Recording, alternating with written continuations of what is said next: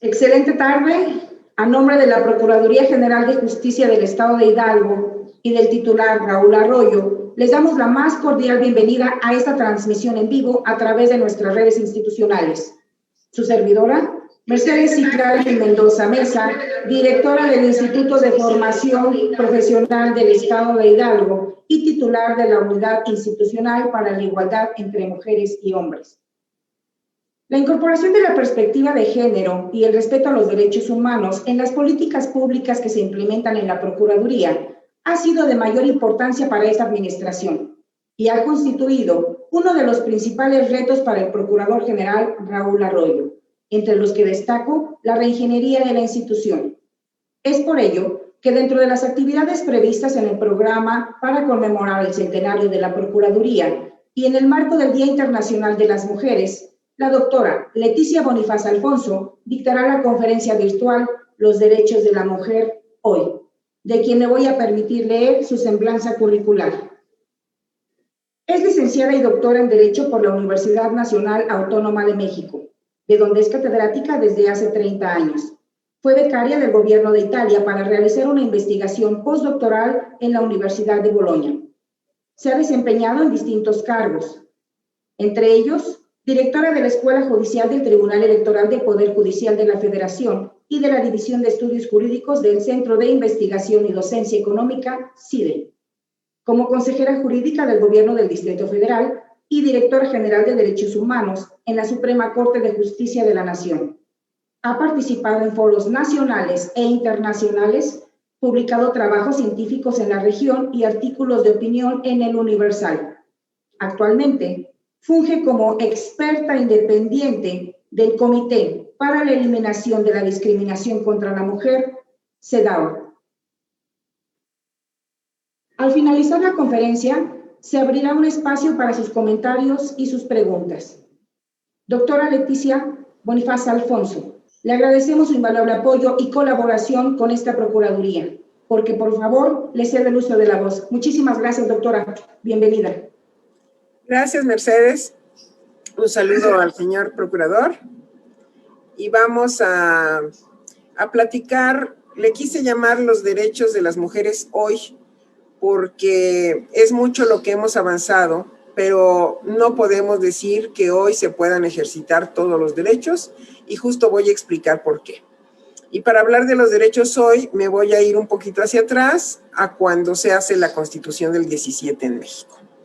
Cuando se hace la Constitución del 17, no se dio así como foco específico a diferenciar derechos de hombres y mujeres, porque en ese momento hablar de mexicanos se entendía que abarcaba a los dos. Si decía derechos de los mexicanos, se entendía que estábamos incluidas las mexicanas. Eso parecería obvio, pero no fue así, porque la primera vez que una mujer se inscribió para participar como candidata, pues le dijeron que cuando decía mexicanos, no incluía a las mujeres como una forma de interpretación. De todas maneras, ella participó, no ganó la elección, pero quedó como un precedente del derecho al sufragio. El derecho al sufragio tuvo su historia y es algo que se plasmó constitucionalmente hasta los años 50, 1953, y la primera vez que votan las mujeres es en 1955. ¿Por qué hago esta historia apretada? Porque muchas veces se piensa que las mujeres hemos tenido todos los derechos todo el tiempo, y no es así. Las mujeres hemos ido consiguiendo derecho por derecho a través de luchas específicas para lograr el derecho a la educación, el derecho a la salud sexual y reproductiva, el derecho al sufragio, el derecho a poder disponer libremente de nuestro patrimonio sin permiso de nadie, en fin. ¿Cuál es el año clave para el ejercicio de los derechos y para acabar con las desigualdades que había entre hombres y mujeres? El año clave es 1975, porque se celebró en México la Conferencia Internacional sobre la Mujer, que fue presidida por un hombre, don Pedro Ojeda Apollada, y en ese año se tuvo como misión revisar en todas las leyes del país dónde venían cuestiones discriminatorias para la mujer. Y la verdad eran un montón, porque aunque la Constitución no establecía antes alguna desigualdad, tuvo que ponerse expresamente en una reforma de diciembre de 74 que el varón y la mujer somos iguales ante la ley. Recientemente se cambió el término varón por hombre, pero el texto original decía el varón y la mujer son iguales ante la ley. Se tuvo que poner porque había muchas leyes que diferenciaban derechos de hombres y mujeres. El Código Civil, el Código de Procedimientos Civiles, el Código Penal, el Código de Procedimientos Penales, la Ley Federal del Trabajo, y no enumero todo, pero prácticamente se venía heredando todo un sistema patriarcal en el derecho civil que se modificó hasta que en 1975 y derivado del Año Internacional de la Mujer se cambiaron muchas reglas de derecho civil y de derecho familiar. Mucho de lo que hoy vemos no es producto de la lucha del 17, sino es la lucha de las mujeres de los años 70, en donde ya se buscó que todo quedara plasmado como una igualdad que hoy llamamos igualdad formal. ¿Por qué es diferente la igualdad formal a la que llamamos igualdad sustantiva? Porque una cosa es que tengamos los derechos y otra que podamos ejercer esos derechos. Son dos cosas completamente distintas y esos derechos de los que hablamos son muy variados. Y les platico, a nivel internacional, aparte de la Carta de los Derechos Humanos, que originalmente iba a ser derechos del hombre, pero hubo 4 mujeres que propugnaron para que se pusiera derechos de la mujer, y dentro de estas mujeres había 4, bueno, de las 4 estamos hablando de una brasileña, Berta Lutz, de Amalia Castillo Ledón de México y de Minerva Bernardino de República Dominicana, además de la española Isabel Oyarzábal. 4 mujeres intervinieron para que no se hablara de derechos del hombre, sino de derechos humanos en la Carta de Naciones Unidas. Y después vinieron 2 pactos, el Pacto de Derechos Civiles y Políticos y el Pacto de Derechos Económicos, Sociales, Culturales y Ambientales. ¿Por qué es importante? Porque la mujer tuvo restringidos sus derechos políticos durante mucho tiempo, pero no se vio las restricciones que se tenían en la propia casa. ¿Y a qué me refiero? A que una mujer casada durante mucho tiempo necesitó permiso del marido para contratar, para abrir una cuenta bancaria, para disponer de su patrimonio. Por fortuna, todo eso sí es cosa del pasado, afortunadamente. ¿Dónde está hoy el tema de los derechos que sí podemos ejercer y los que todavía falta? Estamos ya viendo que los obstáculos no son jurídicos. Los obstáculos pueden llegar a ser de otro tipo y esto es muy relevante en las tareas de procuración de justicia a las que ustedes se dedican.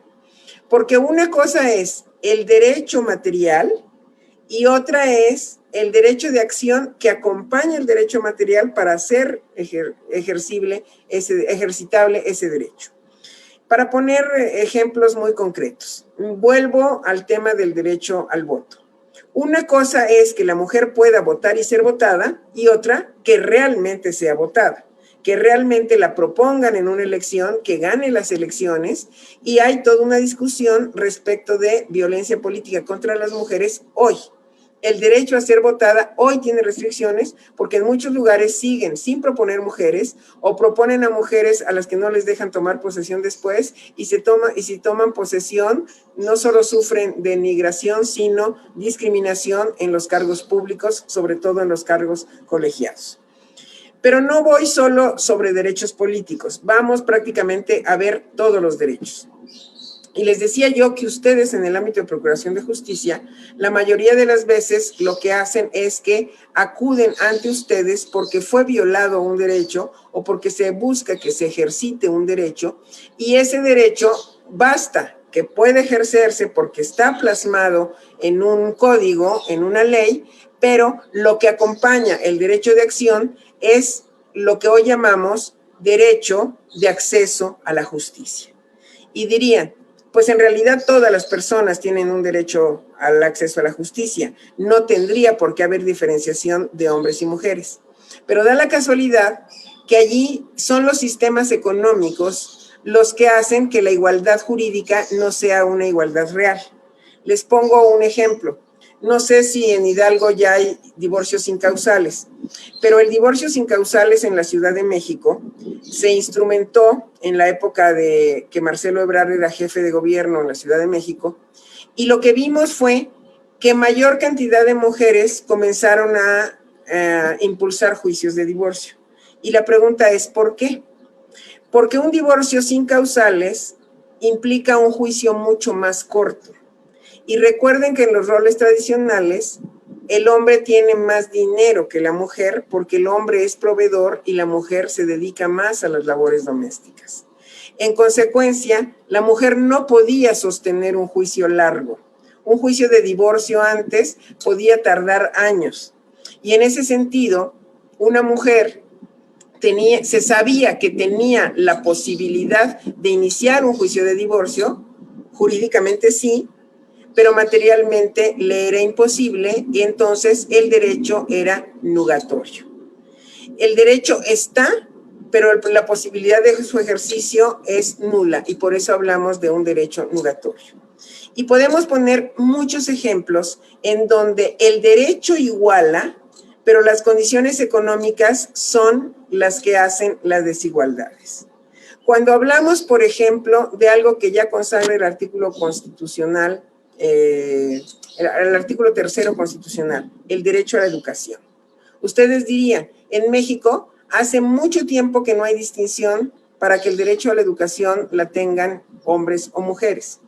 Pues no, fue una lucha que se libró y este derecho sí se consignó desde la Constitución del 57. Las niñas comenzaron a ir a las escuelas básicas y comenzaron a ir a la prepa a finales de los años 90 del siglo pasado, del siglo XIX. Cuando nosotros pensamos si el derecho a la educación es un derecho igual hoy, yo les diría, ¿qué pasa en las comunidades indígenas de Hidalgo? ¿Qué pasa en las comunidades indígenas de Guerrero, de Oaxaca, de Chiapas, de Yucatán, de San Luis Potosí, de Nayarit? Lo que pasa es que todavía se sigue sacrificando a la niña en caso de que se tenga que optar por si el niño puede seguir con sus estudios o la niña. Normalmente se dice que la niña comience a ayudar en la casa y que el niño siga en la escuela porque hay más posibilidades de que él tenga un trabajo a futuro que va a cumplir con su rol de proveedor. Entonces, una distinción que no hace la ley, sí la hace la realidad económica, porque se tiene que optar entre niño o niña y se sigue impulsando al niño en muchas comunidades indígenas. Cuando hablamos de los derechos que están consagrados en el 4º constitucional, en el derecho a la salud, por ejemplo, hay toda la infraestructura, está pensada para los derechos a la salud de hombres y mujeres. Pero cuando hablamos de derechos sexuales y reproductivos, muchas mujeres tienen restringidos estos derechos por decisiones fundamentalmente tomadas desde el sistema patriarcal, donde los hombres deciden sobre los derechos de las mujeres. Tenemos, por ejemplo, el derecho al agua. Y diríamos, bueno, ¿qué tiene que ver el género allí? Pues si pensamos en las comunidades rurales, de nuevo, quien acarrea el agua es una mujer, es un adolescente, es una niña, porque necesita el agua para cocer los alimentos, porque necesita el agua para lavar la ropa, porque necesita el agua para que todo el mundo pueda asearse en la casa y tiene una perspectiva distinta de hombres y mujeres, aunque estamos hablando del mismo derecho. Y pensemos ahora en muchas cuestiones de acceso a la justicia. Y dirían, ¿se juzga igual a un hombre que a una mujer? Desde los primeros momentos, ¿es igual la atención que se da a hombres y mujeres? Y yo les diría, desafortunadamente, no. ¿Por qué? Porque ustedes saben que, por ejemplo, todos los delitos sexuales y todos los temas de feminicidio que hoy tenemos, en muchos de los casos, todavía se sigue culpando a la víctima, se sigue culpando a la mujer de haber propiciado las condiciones para que el hombre cometiera el ilícito. Entonces, una mujer no se siente todavía respaldada ni por las instituciones, ni por la comunidad de lo que forma parte, y un hombre no tendría ninguna preocupación en ese sentido. ¿Por qué? Porque cuando la mujer llega a solicitar el auxilio de una instancia, vamos a suponer, a presentar una denuncia, espero que ya no suceda, pero en muchos de los casos venían medidas de persuasión, de ¿estás segura que vas a acusar de algo al padre de tus hijos, suponiendo que sufriera violencia doméstica? ¿Estás segura de hacerlo? Él es el que te dé el gasto, tienes formas de sobrevivir, o no me hagas perder el tiempo porque al rato lo vas a andar perdonando, entonces ya lo pensaste bien, y venían como muchas medidas para disuadir a la mujer en el ejercicio de un derecho que a ella le corresponde y que tiene. Y yo no sé de casos en donde se persuada al hombre para que no presente una denuncia. El hecho de poder denunciar la violencia doméstica es algo relativamente reciente, porque aunque ustedes no lo crean, durante mucho tiempo se consideró el débito conyugal como una obligación y no se consideraba violencia la violación entre cónyuges. Esto se da por una interpretación del siglo XXI, en donde como ponente en la Suprema Corte, la ministra Sánchez Cordero, entonces hoy secretaria de Gobernación, hizo todo un impulso para que se viera que ningún hombre tiene derecho de poseer violentamente a una mujer desde el punto de vista sexual si no tiene el consentimiento de la mujer. En ese sentido, cuando nosotros pensamos en si las condiciones son iguales, a veces las condiciones del derecho te igualan, pero hay otras condiciones que generan estas desigualdades. Muchas veces, repito, la víctima recibe como una situación de trato diferente, porque justamente recuerden que muchas veces se dice, pero ¿cómo iba vestida? ¿Qué hora de la noche era? ¿Por qué salió sola? ¿Por qué no iba acompañada por un hombre? ¿Por qué bebió alcohol? ¿Por qué? Y todo es nada de ¿por qué el hombre es un agresor? No, ¿por qué la víctima propició que el hombre la agrediera? Y la mujer queda en esta situación en donde ella siente no solo la culpabilidad, y en todas estas campañas que hoy escuchamos de lo que se llamó el Me Too y el de, por fortuna que hay ahora un hashtag que se llama Yo sí te creo, muchas mujeres no denunciaron a tiempo, y esto lo van a escuchar muchas veces de decir, pero ¿por qué se esperó tanto tiempo? ¿Por qué aguantó tanto? Porque para una mujer no es sencillo denunciar, sobre todo porque siente culpabilidad y porque no quiere escándalos ni visibilidad. Muchas veces, ahorita está el escándalo de alguien que tenía una representación en la UNESCO, que era una representación no oficial, y que trabajaba en TV Azteca, me estoy refiriendo a Roemer, y tiene hoy una cadena de denuncias de muchas mujeres que estuvieron calladas mucho tiempo y que hasta este momento se atreven a hablar, y ahora tiene que verse que se atrevan a presentar denuncias, porque la denuncia es indispensable para que tenga una sanción desde el ámbito jurídico. Los ejemplos que ahorita estoy poniendo son para decirles que los derechos que las mujeres tenemos hoy se pueden diferenciar entre los derechos que formalmente tenemos y los derechos que realmente podemos ejercitar. Y el ejercicio real de los derechos depende de 4 garantías de las que podemos hablar claramente. Muchas veces un derecho necesita de garantías económicas. Y esto es clave. Si tú tienes, por ejemplo, el derecho a enviar a tus hijos a una guardería, pero no existe la infraestructura de las guarderías, no puedes ejercitar tu derecho, aunque lo tengas. Si tú tienes el derecho a la educación o a la salud, pero no están las escuelas o los hospitales, o están los hospitales pero no hay medicamentos, o están los hospitales pero no hay médicos especialistas, o están los hospitales pero no está el equipo, de nuevo, la falta de garantía económica hace nugatorio tu derecho. ¿Y por qué tiene que estar allí presente la perspectiva de género?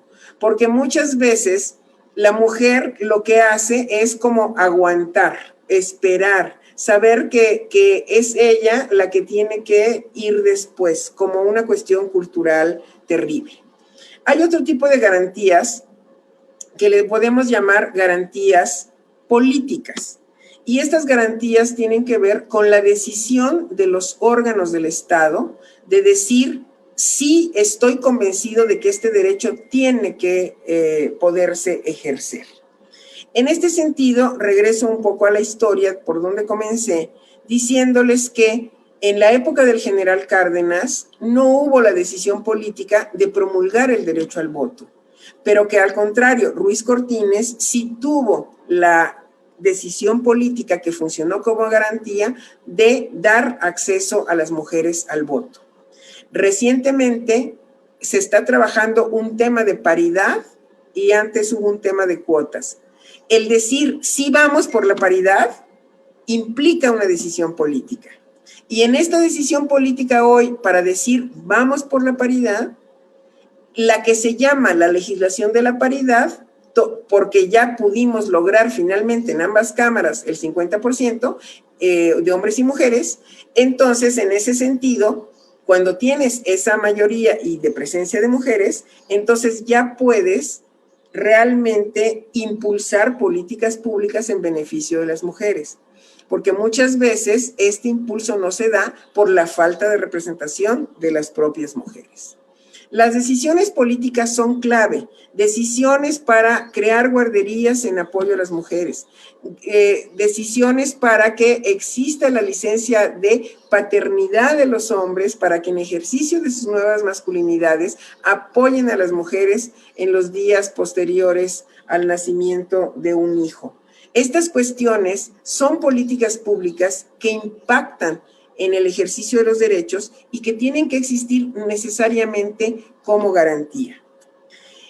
Pero las más importantes son las garantías que llamamos sociales, porque recordarán ustedes que fue muy criticado el presidente Peña Nieto en su momento cuando habló de que habían cuestiones culturales que impedían, él hablaba de la corrupción, pero en general cuestiones culturales impiden el desarrollo de las mujeres. ¿En cuántos lugares de Hidalgo todavía está mal visto o hay prejuicios con que las mujeres se dediquen a cuestiones en el espacio público o que las mujeres desarrollen roles fuera de los tradicionalmente asignados? En ese sentido, todas las garantías de carácter social lo que hacen es apoyar al derecho para que los derechos que tenemos las mujeres se puedan ejercer realmente y que no sea una cuestión de cultura o, en el caso de las comunidades indígenas, de usos y costumbres, lo que impida que el ejercicio de un derecho se dé realmente, porque está plasmado, pero falta que muchas veces se entienda que culturalmente las mujeres tenemos todavía discriminaciones y sobre todo somos juzgadas duramente y con estereotipos que impiden el ejercicio pleno de nuestros derechos. A mí me está tocando hoy trabajar desde Naciones Unidas en esta convención para garantizar a todas las mujeres de todos los lugares del mundo el ejercicio pleno de sus derechos. Y normalmente la convención trabaja, de acuerdo a los propios artículos de la convención, buscando que lo que se puso en el plan 2030, de los objetivos 2030, los objetivos del milenio de Naciones Unidas, que ninguna mujer se quede atrás y que ninguna mujer se quede fuera. Esto es difícil porque muchas veces nosotras tenemos la perspectiva de nuestra propia posición y decimos, pues yo no tuve dificultades de acceso a la educación, o yo no tengo dificultades de acceso a la justicia, o yo no tengo dificultades de acceso para garantías de mis derechos sexuales y reproductivos. Pero hay algunas mujeres que no tienen estas garantías y lo que tenemos que pensar es en qué condiciones y qué se tiene que hacer y qué variables tendrían que darse para que estos derechos se ejercieran plenamente.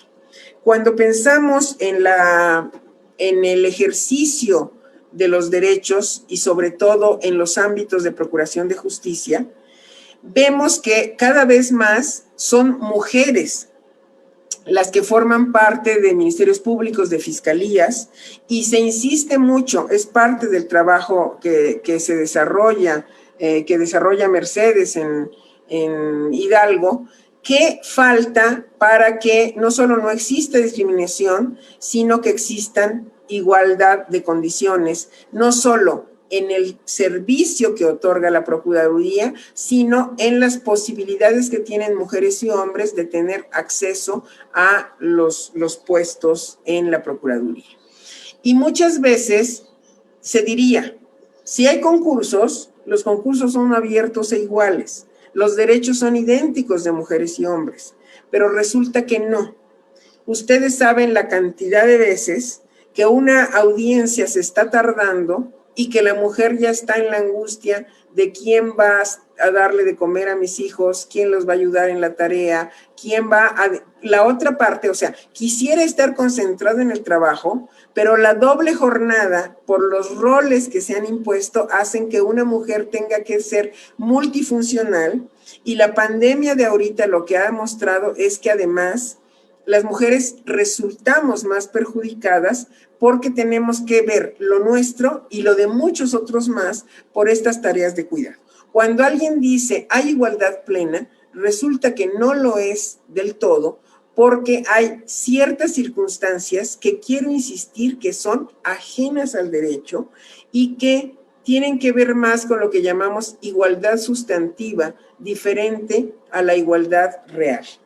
La igualdad real todavía falta mucho que se dé, porque además las mujeres seguimos no solo sintiendo esto que ya les comenté de un poco de culpa, sino también sentimos que en el día a día tenemos que ir demostrando que no solo tenemos el derecho, sino que somos capaces de ejercerlo, a diferencia de un hombre que jamás tiene que demostrar nada. La mujer tiene que mostrar que es capaz para hacer esto, la mujer tiene que demostrar que tiene las habilidades y las cualidades, y normalmente el hombre no demuestra, no tiene que demostrar nada porque por default se considera que tiene ya esas posibilidades. Me gustaría, por supuesto, a mí la parte que más me gusta de una plática es cuando entro en interacción y se pueden ir armando preguntas, así que yo te pediría, Mercedes, por favor, que vayas preguntando si ya hay alguna pregunta para ir trabajando este tema.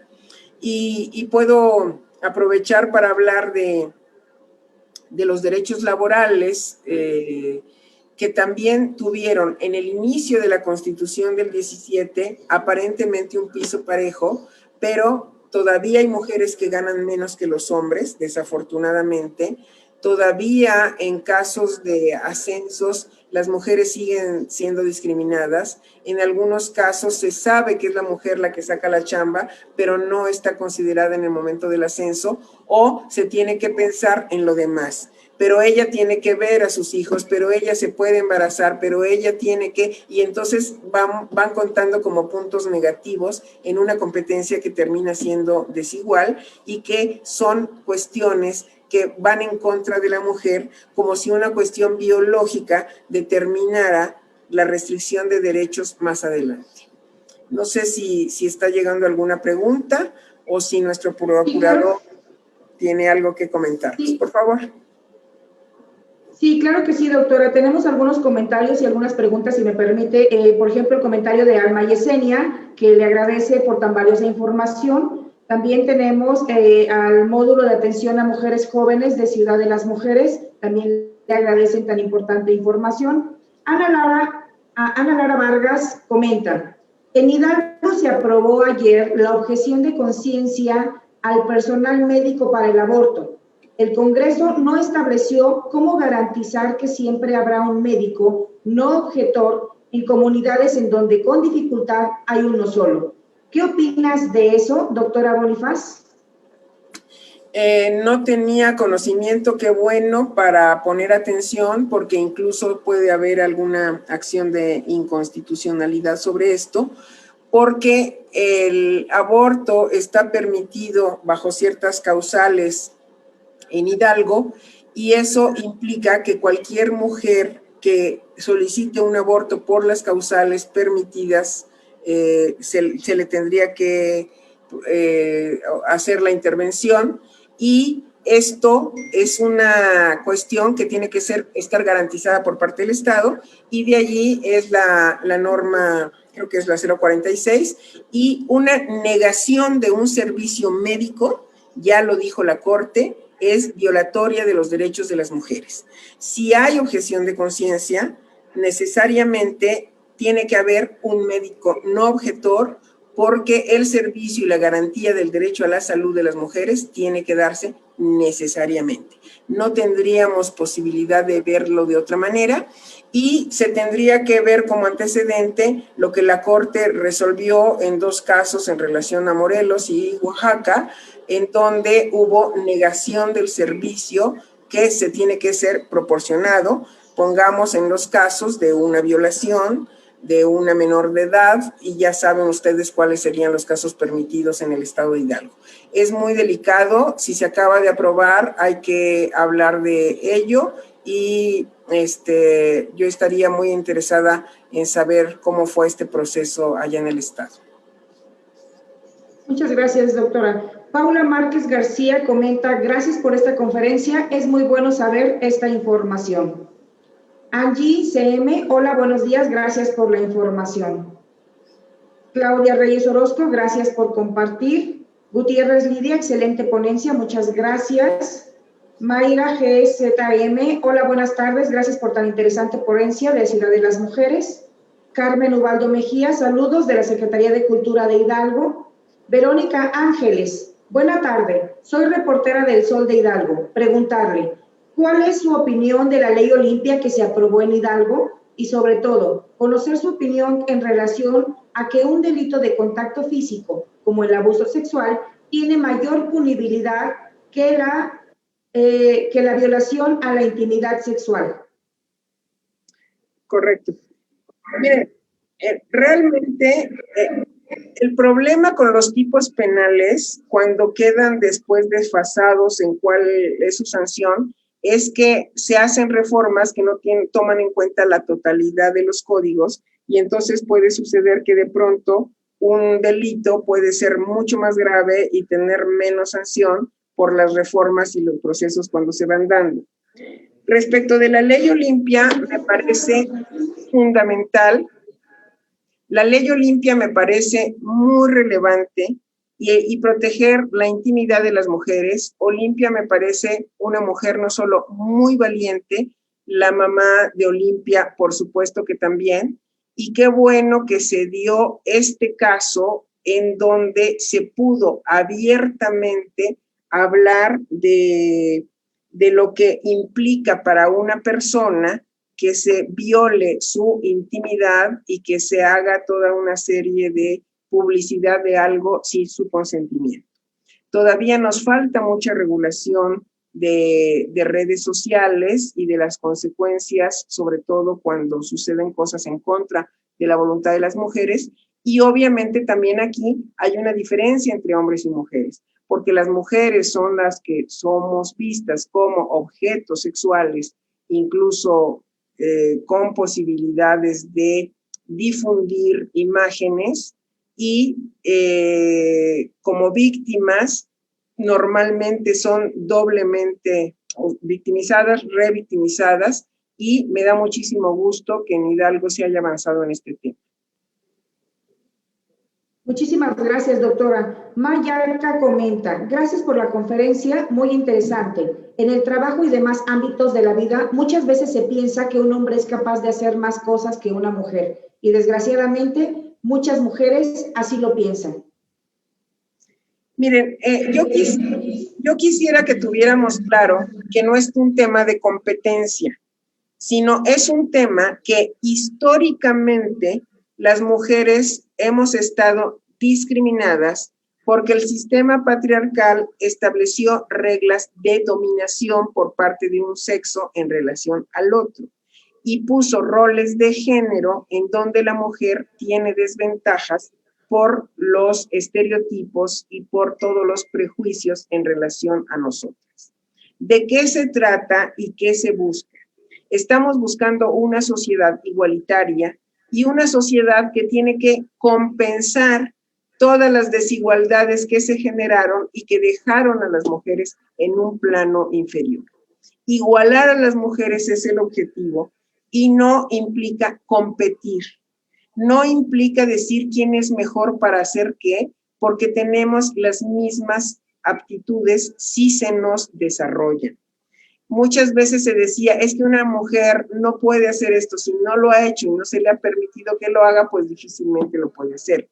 Pero hoy la mayoría de los trabajos indistintamente pueden ser realizados por unas y por otros, y el tema es que no haya estereotipos para decir un hombre tiene que ser mejor mecánico o una mujer mejor cocinera.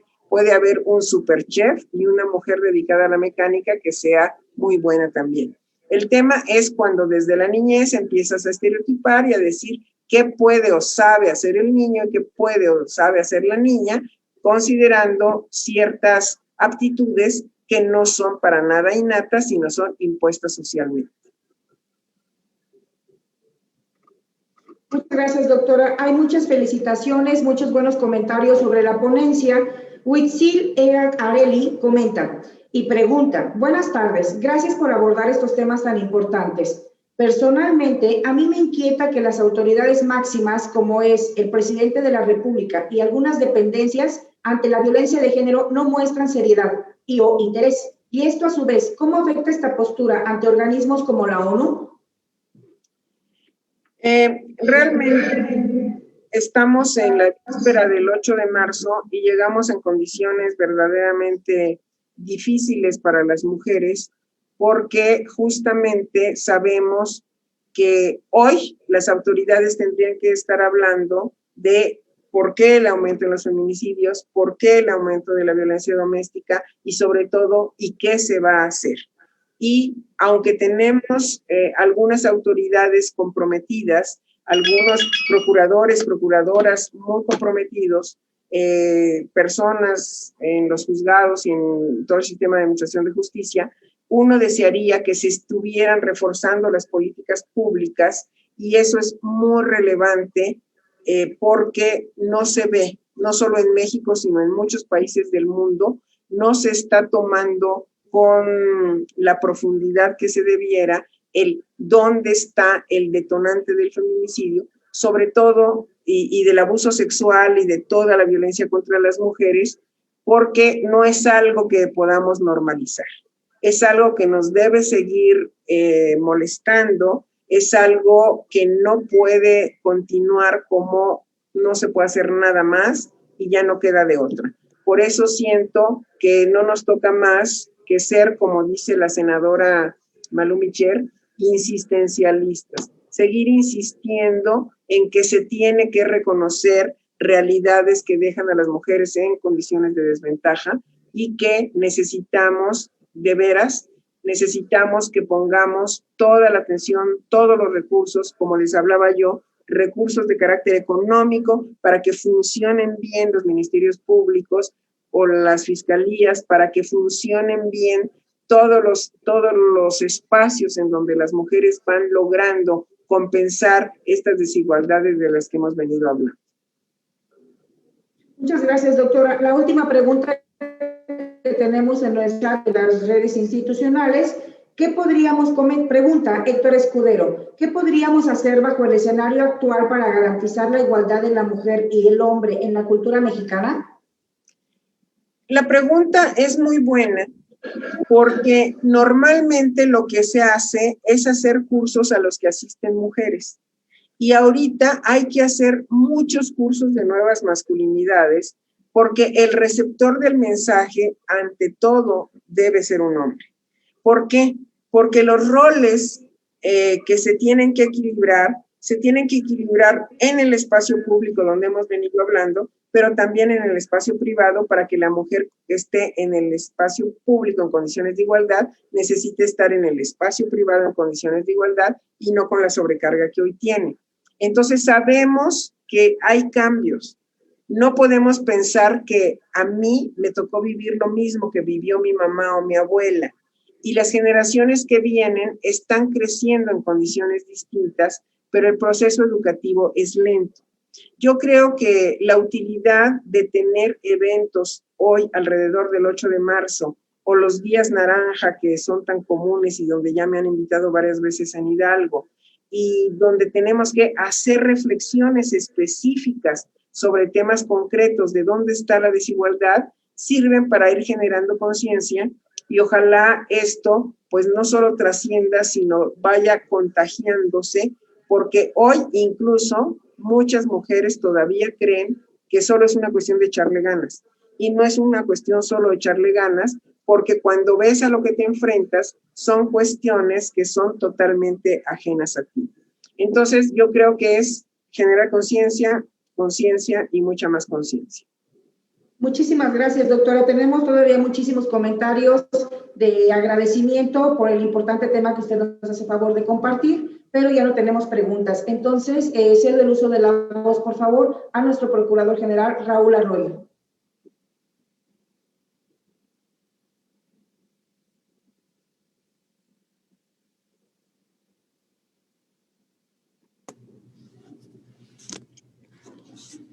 Buenas tardes.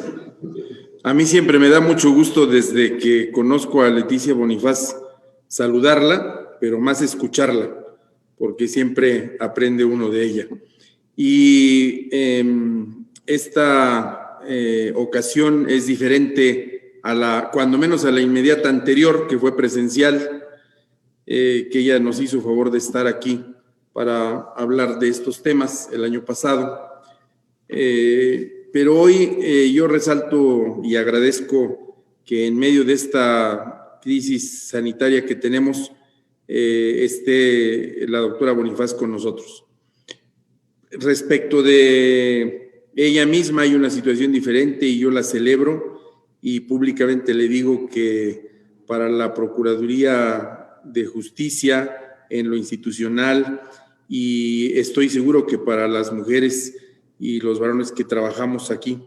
Es un motivo de orgullo, especialmente para los juristas, el que una mexicana de esta categoría intelectual, personal y de compromiso esté hoy integrada a un organismo internacional.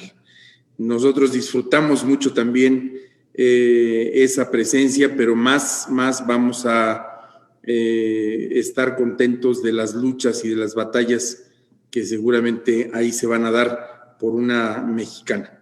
Y eso nos da mucho gusto. El otro detalle que tengo que decir y que también nos da mucho gusto es que ahora esta Procuraduría está en el año de su centenario y prácticamente esta es la actividad inaugural de las celebraciones o cuando menos de las conmemoraciones de este centenario. Y creo que es la mejor forma de conmemorar, abundando en el conocimiento. De tal forma, doctora, que por todo ello, muchas gracias. Ojalá que el trabajo que seguramente se va a acrecentar deje también algún espacio para que sigamos recibiendo estas comunicaciones y estas actividades. Mientras no sea posible, tanto por la pandemia como por su mismo trabajo, pues físicamente pues tendrán que ser a distancia, pero siempre serán bienvenidos. Yo quisiera decir algo que me queda muy claro de esta conferencia de hoy y que además es algo que desde mi punto de vista poco se ve, pero que es fundamental.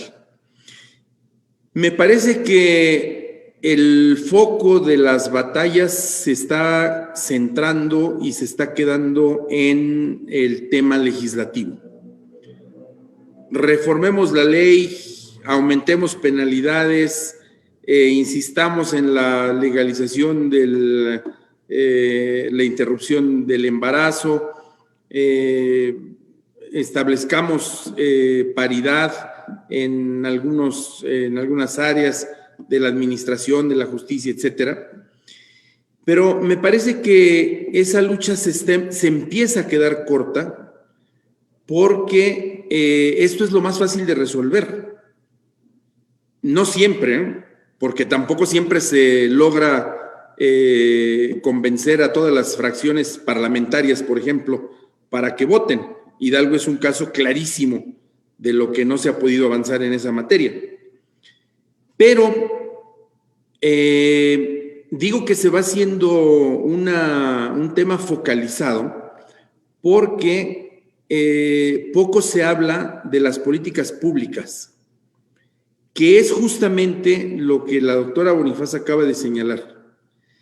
Entonces, eso es más complicado, porque en el caso de Hidalgo, por ejemplo, y me centro en él, desde luego hay que tener una política pública estatal, pero hay que tener 84 políticas públicas municipales, totalmente diferenciadas, porque no es lo mismo las que se van a aplicar en un municipio con zonas mayormente urbanas que en un municipio con zonas mayormente rurales, y tampoco es igual lo rural en la sierra que lo rural en la Huasteca, que lo rural en el Valle del Mezquital. Y me parece que de eso no nos estamos ocupando. Y no se está ocupando este motor que mueve las correas de la transformación, que está en la sociedad organizada, que está en los colectivos, ¿no? Entonces, creo que esa parte es muy importante y la doctora lo acaba de decir. Sí, desde luego hay que modificar y actualizar el tema legal, pero incluso ahí está muy focalizado. Yo escuchaba ahora, por ejemplo, este antecedente de 1975, el Año Internacional de la Mujer, que se celebra en México, y donde hay una revisión del corpus jurídico nacional. Yo me pregunto hoy si no conviene que los congresos locales se pongan a revisar los corpus jurídicos, pero no solamente el Código Penal, sino todo el corpus jurídico. Y estoy seguro que ahí encontraríamos muchas y variadas agresiones y discriminaciones o faltas de oportunidad u omisiones, o pongamos del calificativo que sea en contra de las mujeres. Eso creo que no lo tenemos visto. La visión se ha ido cerrando en la parte penal, pero está la parte civil, está la parte laboral, está la parte familiar y la parte presupuestal, que obligue a los municipios, por ejemplo, a destinar recursos en la trazabilidad de sus planes y de sus políticas públicas para que se hagan cargo de todos los temas como seguridad, como convivencia, como guarderías, como hospitales, como educación, es decir, es una larguísima lista de lo que de lo que debe hacerse y que me parece que se está quedando un tanto relegado. Esa parte creo que ahora incluso se pierde un poco hasta mediáticamente, porque hoy, y digo hoy literalmente, cuando faltan un par de días para que sea el Día Internacional de la Mujer, ¿de qué estamos preocupados? De poner vallas en los edificios, de proteger monumentos, de que todos hagamos una conferencia, desde luego, para que nos veamos al día, ¿no? Y comprometidos. El fondo no se está trabajando. Me parece que el fondo se está quedando relegado frente a lo mediático. Y después de que vengan las pintas o que vengan las protestas pacíficas o las descalificaciones o las felicitaciones desde el poder, la situación va a seguir igual. Y esto es lo que creo que debiéramos tomarnos con otro impulso y cuando menos, bueno, pues haciendo compromisos institucionales.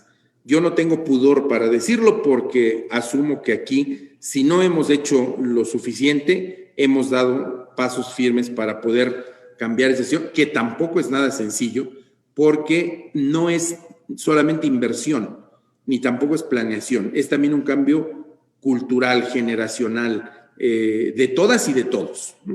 Entonces, yo dejo esto sobre la mesa, pero además lo digo porque así percibí el mensaje también en la conferencia. La parte que no está en la ley, o que no va de la mano con la ley, ¿no? La ley es la emisión de un decreto y se acabó. ¿Y ahora qué sigue? Y todo eso, si no tiene una secuencia y una secuela, entonces se quedó en la ley y de poco sirvió. Doctora, nuevamente muchas gracias. Ojalá que nos volvamos a ver pronto. Muchas gracias, procurador. Doctora Leticia Bonifaz, ¿gusta hacer algún comentario final? Sí, cómo no. Bueno, agradecerle a Raúl, decirle que mi presencia en Ginebra va a ser solo de 3 veces al año, lo demás voy a estar acá en la Ciudad de México y por supuesto que me voy a desplazar a Pachuca las veces que sea necesaria para saludarlos a ustedes y por mis pastes de mole verde, que ya saben que son los que me gustan. Pero quiero decirte, Raúl, que efectivamente, incluso en la CEDAW, cuando un estado informa que ya legisló sobre algo, ya no lo estamos dando como bueno, porque legislar no es en algunos casos muy sencillo, pero no te resuelve el problema. Ahorita se trata de legislaste y qué pasó y qué medición hiciste del impacto de tu legislación, positivo, negativo o como venga. Y algo que tenía yo anotado, pero que no dije, es también la invisibilización de las niñas, porque muchas veces no tenemos claridad en el caso de las procuradurías y sobre todo en el tema penal, que las niñas tienen que ser tratadas como víctimas diferentes también cuando rinden declaraciones, cuando por una testimonial se les pregunta, tendríamos que trabajar protocolos específicos para ellas porque desde niñas ya viene dándose la victimización y son tratadas como adultas pequeñas, cosa que no es real. Yo he trabajado también allá con ustedes temas de niñas, niños y adolescentes y la cuestión que nos queda muy claro es que esto no se acaba. Me gusta tu iniciativa de que se revise toda la legislación de Hidalgo para ver si tenemos todavía algún trato discriminatorio en alguna parte del corpus jurídico y creo yo que el mensaje que quería dar está dicho en el sentido de veamos más allá del derecho, veamos más allá de los poderes judiciales y administración de justicia, porque la solución de muchos de los temas no están en el ámbito de lo que nosotros nos dedicamos.